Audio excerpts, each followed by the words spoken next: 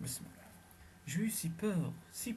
Ils étaient tous là, autour de moi, raides, fermés, obtus, et toi qui avais disparu. Et personne ne voulait me dire où on t'avait emmené, ni comment tu allais. Je serrais Isagar contre moi. Isagar en larmes, au corps abandonné, et je m'enivrais de l'odeur de celle de ses cheveux. M'enivrais sans retenue de l'attraction que j'exerçais sur elle. J'étais son encre dans un port inconnu, et j'en venais presque à rendre grâce au mien d'avoir changé Petra l'hospitalière en un lieu inquiétant et hostile. Pourtant, on avait donné à la fille du hiérarque l'une des plus belles chambres du palais des hôtes.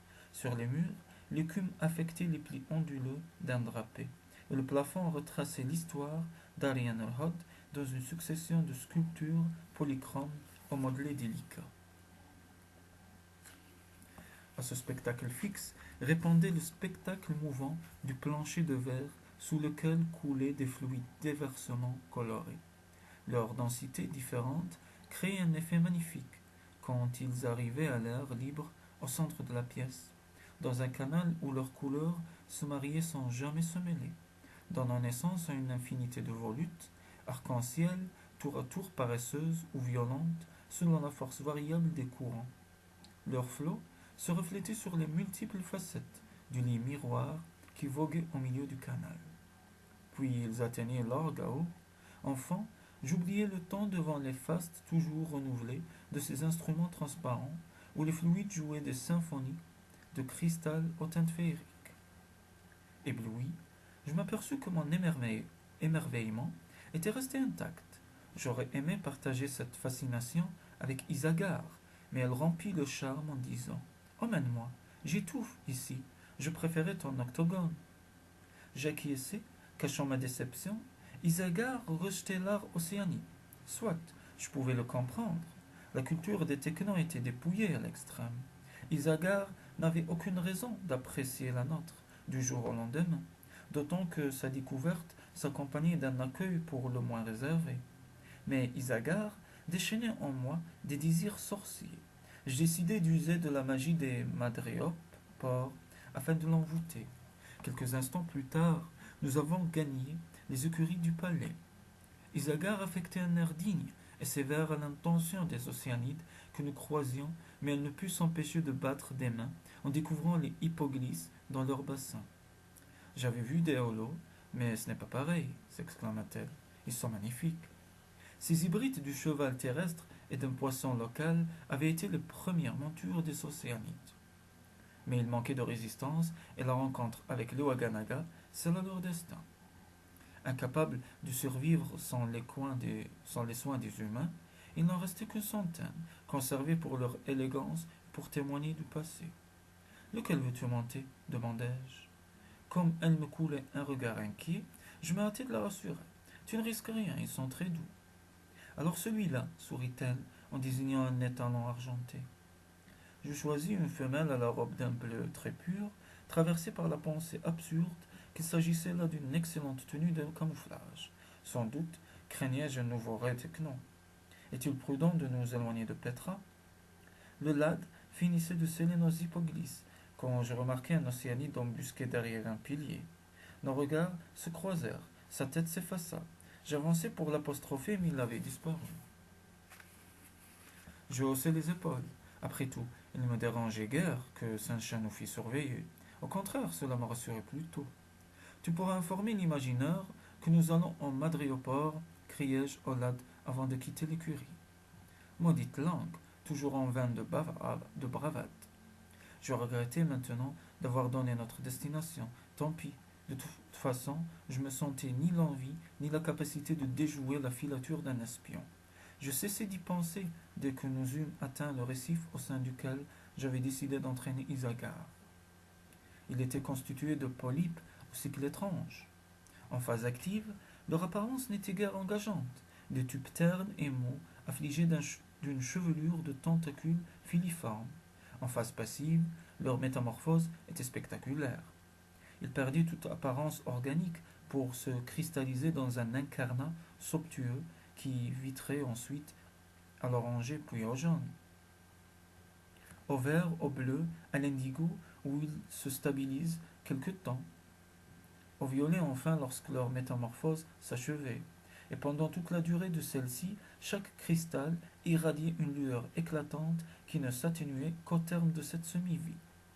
Alors la repousse des tentacules annonçait le retour imminent à la surface et au stade animé.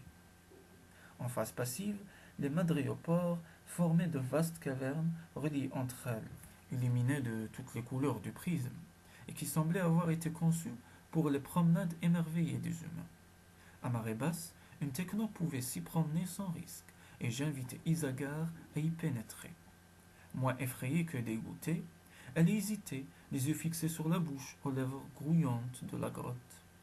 Quand c'est vivant, ça pique, non? Protesta-t-elle. Il suffit de ne pas les toucher. Regarde, on a tout à fait la place de passer. Je me hâtai dans l'orifice, souris en entendant son cri de rage.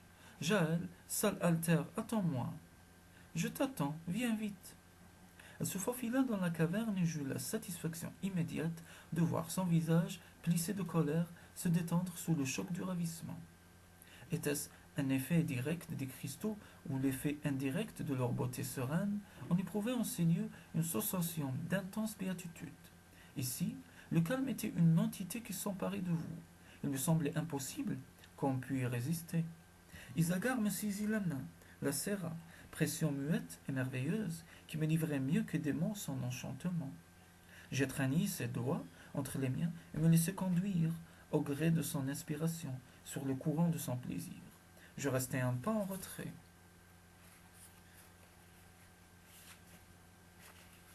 Pour me rassasier d'elle, mon Isagar magnifié par le jeu des faisceaux multicolores, mon Isagar de vitrail quand elle s'approchait des cristaux qui la fractionnaient en verre rouge, bleu, jaune, mon Isagar ruisselant d'un nimbe irisé quand elle s'en éloignait, mon Isagar aux gestes liquides, aux bras diaphanes qui jouaient dans la lumière.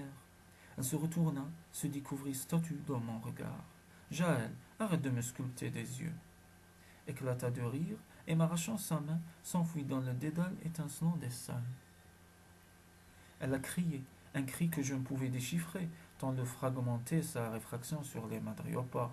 Je l'ai rattrapée en trois enjambées de géant, son sourire était trop crispé pour me rassurer.